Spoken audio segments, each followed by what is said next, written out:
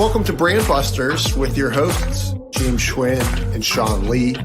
Together, we bust open the latest in CPG, retail media, and life, or whatever the we want. And for today's episode, we got something special cooked up for ya. Extra spicy. Take it away, Sean. Let's go. Episode 13. Great to have everybody here. Today, we're going to go back to our original format, and we've got some great interviews lined up in the next few. But James and I are going to chat with you a bit about the NFL and some private equity interests, which is interesting. I also heard the Big 12 conference is shopping around a private equity deal. Then we're going to talk about Amazon's launch of a new direct from China, lower priced products on their site to compete with Temu and Shein. And finally, we'll cap it off with talking audio logos or sonic logos, which are making a comeback in the age of Reels and TikTok. So I've always loved them. We're going to talk some of our favorite jingles and sonic logos from our childhood and the value of doing it for your brand. Yeah. But I just got back from 10 days in New Hampshire up at Lake Sunapee, about an hour north of Boston with the family. So I am still a little jumbled trying to figure it all out here. So we'll, I'm on vacation brain right now, but we'll chat CPG.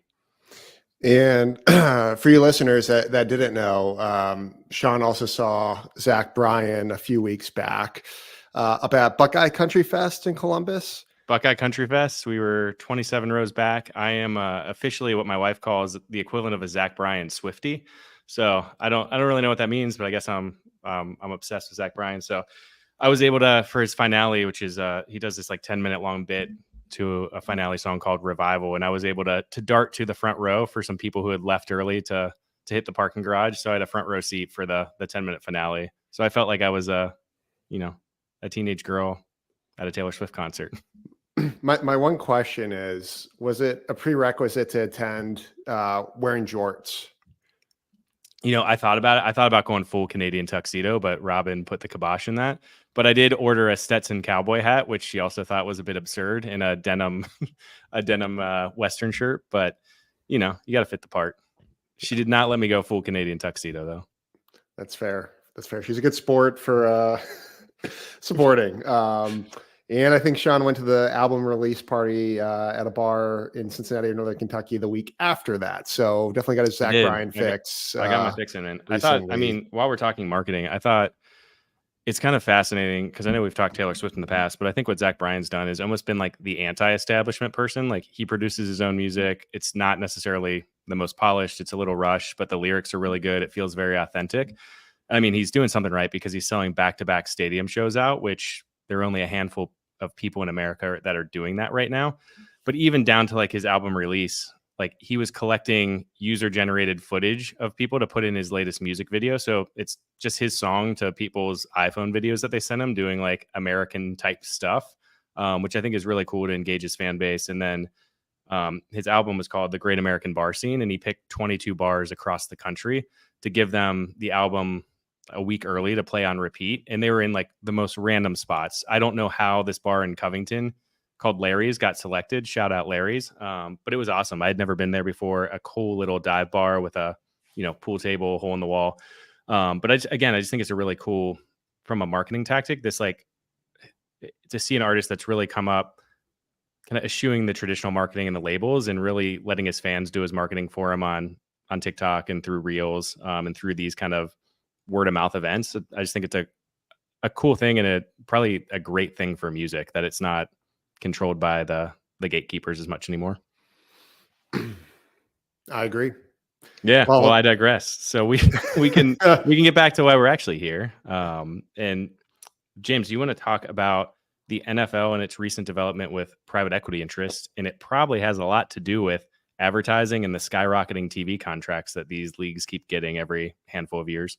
Yeah, and on that note, rumor has it Amazon is in the pole position with the NBA to score a $76 billion media contract, though TNT, who's aired those rights for the last 4 decades, is saying that they will match. But it's going to cost, I think, Amazon $1.8 billion a year plus for these media rights. So any major brand, expect your Amazon rep to come haggle you for some additional media dollars on Prime. But Yeah. I So just on don't the know how media rights, TNT competes in like in a dying cable business. Amazon seems to have enough money to do whatever the heck they want. yeah, I think it's Do gonna we be get to tough keep for. Charles? Do we get to keep Charles Barkley if TNT wins? That's the question. I thought Charles is retiring, so I think does Amazon pull out the moves to keep Barkley on? I don't know. Maybe. We'll see. But transition from the NBA and what was floated in the public, what's probably in the works for a while now, the NFL and private equity. Stemming back to May, Sean and I unfortunately did not get invited to Alan Coe's Sun Valley Conference. Roger Goodell did. I know Sean Lee, James Schwinn, Roger Goodell, all the same. Billionaire Boys Club. Why weren't we there? I don't know. I guess we got some work to do on the podcast to get an invite next year. Maybe 2025 is our year. But the big trend in sports with all the media rights is we're seeing team valuations skyrocketing across both men's and women's sports, which is great. Raj did concede that the NFL is open to PE taking a minor ownership position of up to 10%. And this would really be the starting point cap. This is far lower than what all other major leagues, including MLS, NBA, and MLB and NHL allow, which is up to 30% as the cap. So I think this is a good starting point. But the driving cause of like, why would PE, of course, want to sink their teeth into this? From a financial standpoint, NFL teams just within the last 7 years have nearly doubled in value. So the average NFL franchise, and there's 32 in the NFL, for those of you that don't know, average valuation is 2.34 billion. Ooh. Now it's over 5.1 billion.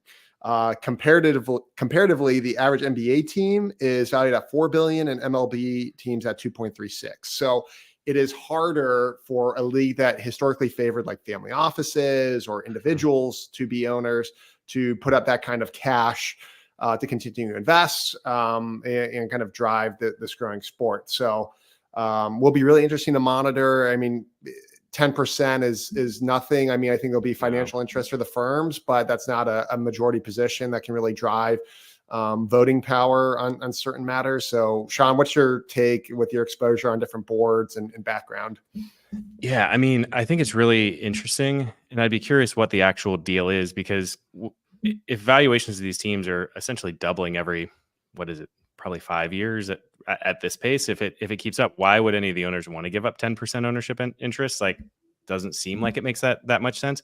But what I thought was interesting is in college football, the Big 12 conference, which is kind of the third, maybe fourth, depending on how you spin it, conference in U.S. college football, their average payout to teams is like 50 to 60 million a year. And then the top two, the Big 10 and the SEC, are paying between 80 to 100 million a year per team. So they have an interesting model where they're shopping international rights to private equity, where they wouldn't get a seat. They'd get a seat on the board, but wouldn't have voting rights. And they would get a claim to all international revenues like Europe or Mexico. So I think that's a really interesting play, because then it's really all incremental at that point, because if those firms want to drive value in those markets, they can capture the upside. For the NFL, I mean, you've got so many billionaires that already are owners. I think of the 32 teams, 30 of the team owners are currently billionaires. So I don't know what the 10% private equity actually does for them.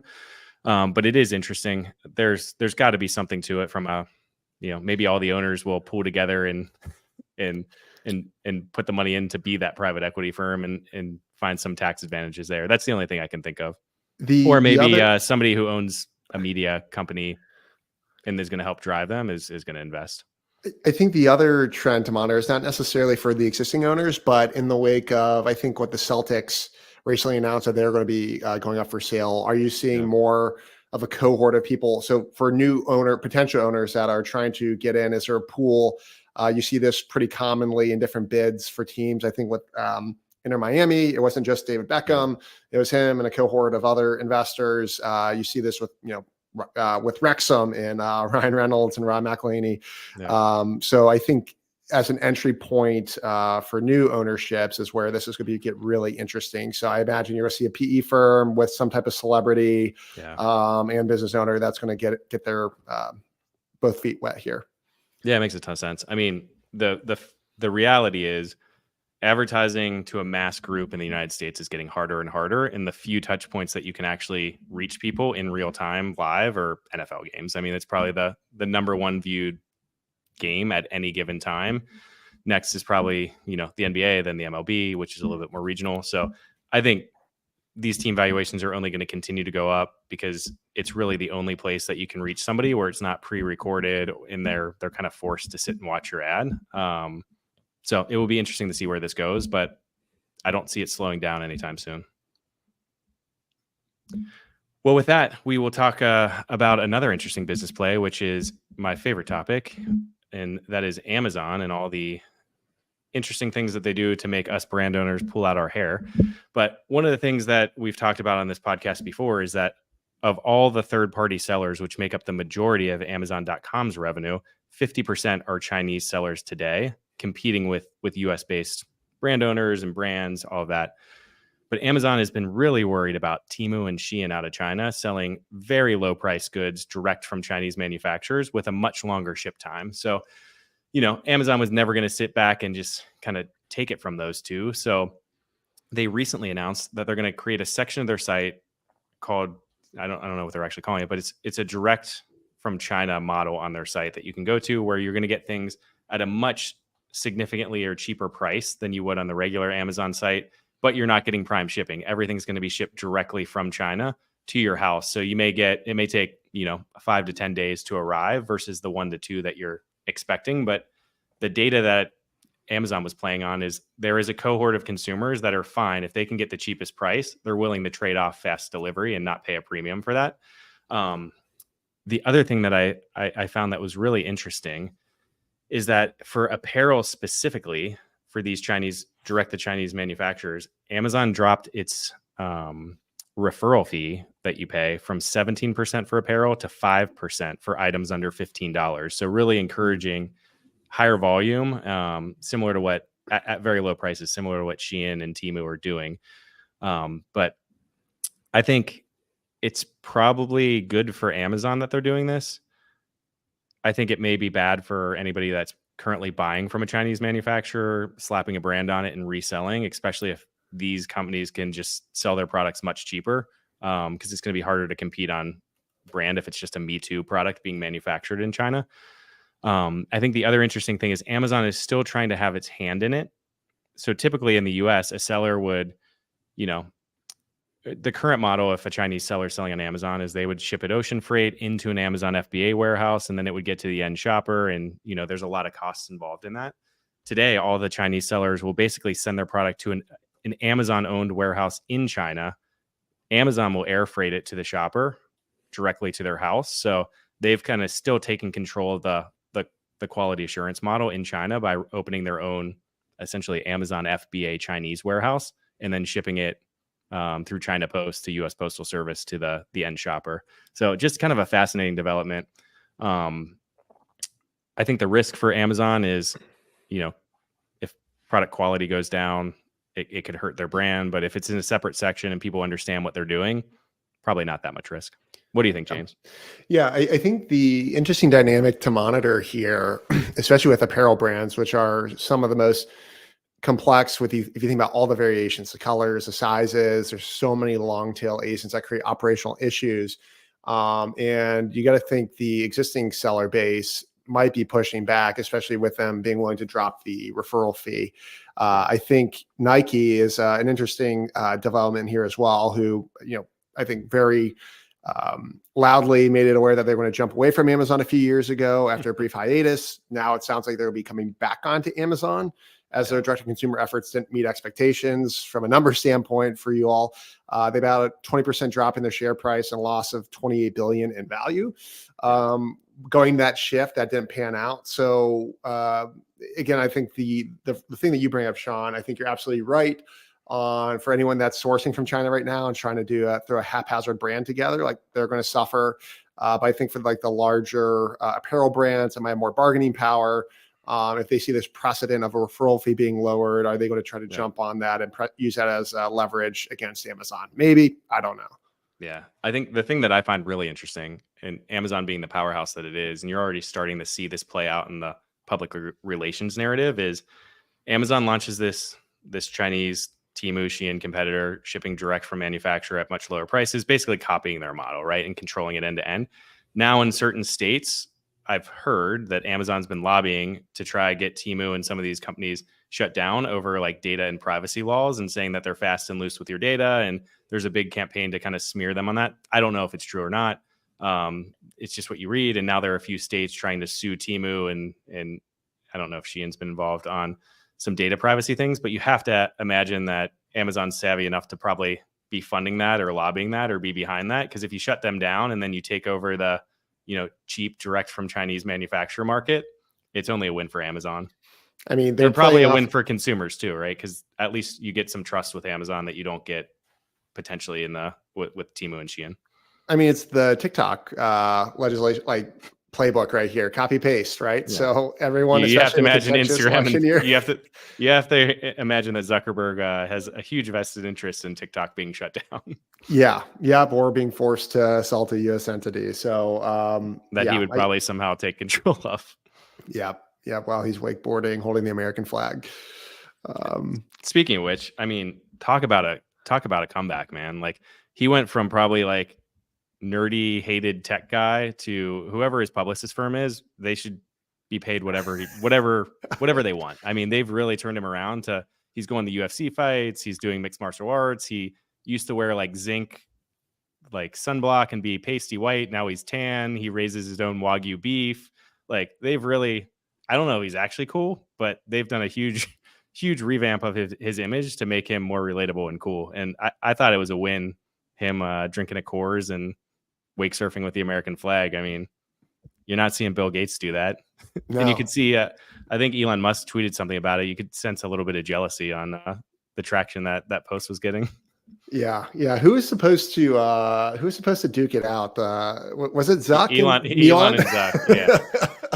And then Zuck broke his leg or something while he was training, and then Elon said his mom wasn't going to let him do it, or that he needed to get a neck surgery. So they both kind of like walked up to the brink, and then both pulled the exit or the off ramp at the end.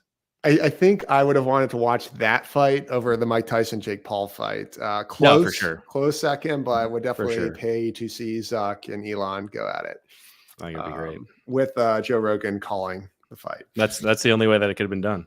Yeah. Well, if you think about that, I mean, we're talking about great PR and marketing rehabs. Something that is really come back around. I remember my childhood growing up, jingles and kind of audio logos or the Old Spice whistle, things like that were huge and really a hallmark of almost every TV commercial. It seems like they're making a comeback. What can you tell us about that, James? Yeah. So lately, with sound on scrolling up across platforms like TikTok, Instagram, and YouTube, more brands are licensing music and even creating their own songs.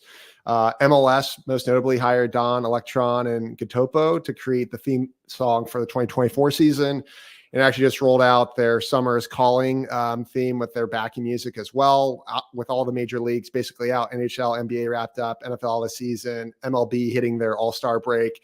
This is a great time for MLS to shine, so they're making a big push.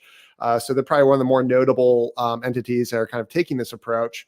But there's a really cool group and company called AMP that recently conducted a study. So they took 15 logos, 12 real, 3 fake, and they had this kind of ranking of audiovisual logos. So not just, they looked at them as like static with no audio, no motion. And then they had versions where there's audio and then audio and motion.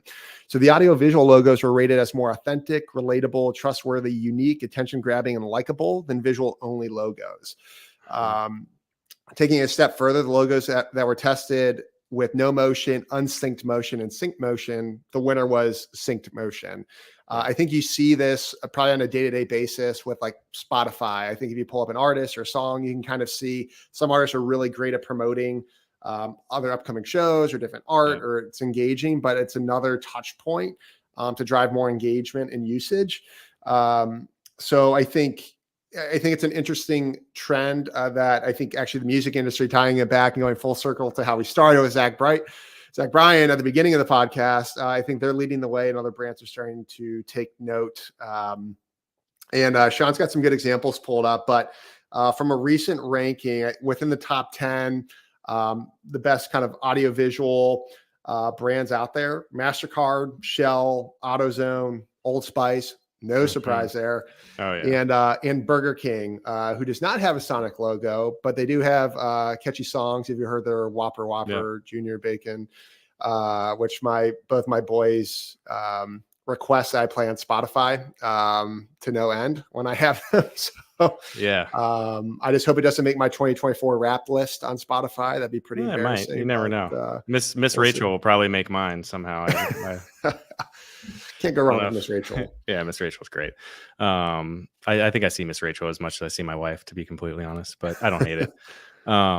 Yeah, I think it's awesome. I'm so happy that this is making a comeback, and I think the mediums are finally letting it, like TikTok and Reels are letting it make a comeback, because I remember there was a college marketing class that I took. The professor did his whole like dissertation PhD on earworms, which are basically either songs or logos that get stuck in your head and are incredibly memorable. Like if you hear it, it'll take you back to like the time and place that you heard it.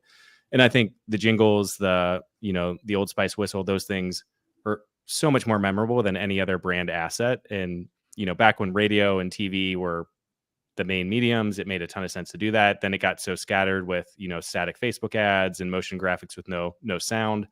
And I'm glad that we're back here, because I think a really good TV commercial or a really good radio spot capped off with a jingle, even if people don't pay attention, you hear that Old Spice whistle in the background, or you hear the AutoZone thing. I can already hear it in the tone in my head. I think it's absolutely fantastic. But we wanted to share a couple examples of ones that we like. Let's see. I'm going to try to present here. What was your most memorable one or favorite one growing up, James? Favorite? I don't know on that. But Napa Know-How. Napa Know-How. That one always comes to mind. It's a banger. Yep. Listen to that on repeat. Not so much.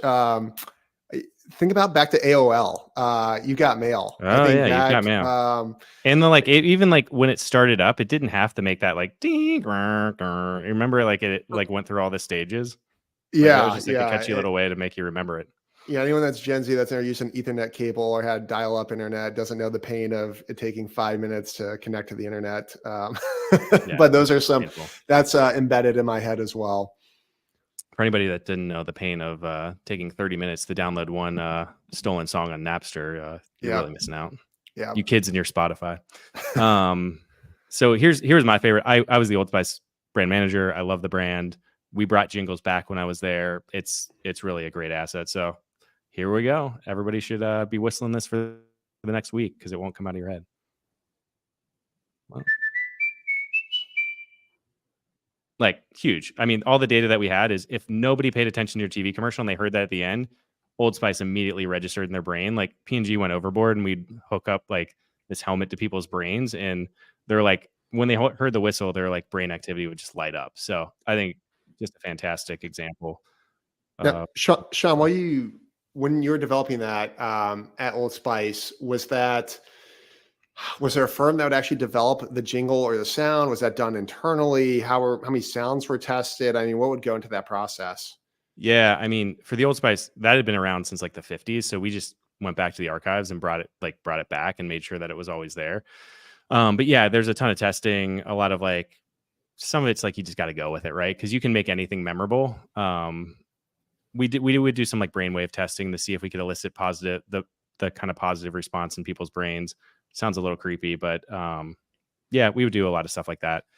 But going back to that, when I founded the Zevo brand for P&G, I was really big on, we have to have a motion graphic logo. Like for anybody that wants to Google it, the V in Zevo looks like a little fly or a bug that's kind of there. So we had the bug kind of come in as the V and then like splat when it hit like into the logo. And we use that in all our social ads when we launched. I was very adamant that it had to be that way and couldn't be a static logo. We had a little splat sound that had like a buzz and a splat sound that was with it. That was back when people were viewing without audio, but I just assumed it would change at some point. So I made sure when we launched the brand, we developed the asset, which hopefully they're still using it, and hopefully that's working for them. But let me share another one. Let's do this. This was another banger, another favorite of mine. Growing up, I still have this like seared into my head. Their hero held them tight. I'll start Folgers to brew. Mountain grown aroma coming through. Folgers aroma roasted coffee made from mountain grown beans, richly roasted and finely ground for great waking up aroma. Oh, with that aroma can do brighter day for me and you. The best part of waking up is Folgers in your cup. Like, what a banger. Like, they just don't make jingles like they used to. I don't know about that one. Not a fan. Not a fan. Right. But I think some of the rationale too, Sean, like why is this working? As we're in the attention economy, brands need to create multi-sensory experiences. So visual is just not enough. Obviously, you can't necessarily do taste or touch necessarily from afar, maybe in a sampling context, if you're in CPG and food, in that case. But otherwise, audio and visual are the two. So if you're going to do that and be multi-pronged, you have a better chance of like penetrating consumers' attention and kind of create that, new experience and dopamine hit if it, patches with the right neurotransmitters there. So I think there is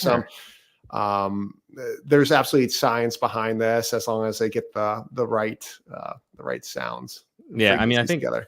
the further I've been out of like big company life, the more I'm just like, what makes sense at like a human level, or like, what do my kids respond to? What do I respond to? And I mean, just think about like for anybody that had like a life experience, when you got married, when you had your first kiss, when you did, were driving your car fast as a teenager and there was a song playing, like you almost always associate that song with like a life experience. So there's just something about audio that like deeply embeds itself into your brain. So like jingles make complete sense, even if you take all the like research and science out of it at a human level. Here's my favorite one as a kid, probably because I have severe ADD. But this is a banger. Let's go. Oh yeah.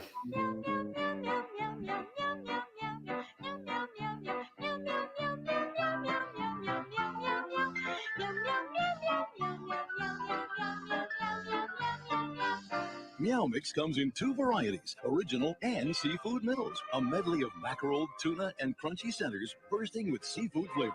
Meow Mix tastes so good, cats ask. I can smell those bags right now.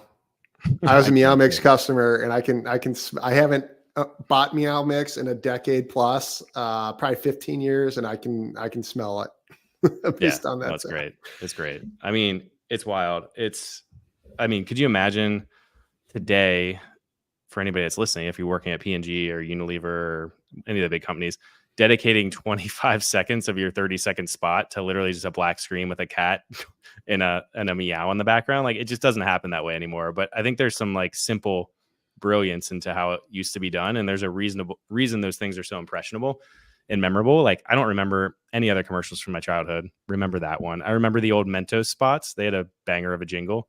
The Fresh Maker. But yeah, hopefully we get back to it. I think TikTok and Reels really allow brands to get more creative and start using audio in a much cooler way. And hopefully there's some brand people out here that are willing to take some risks on that.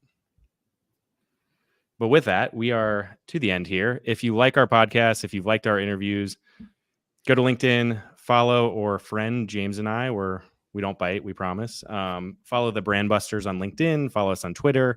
Go and hit the subscribe button on Spotify, Apple Music, YouTube, or wherever you get your podcasts.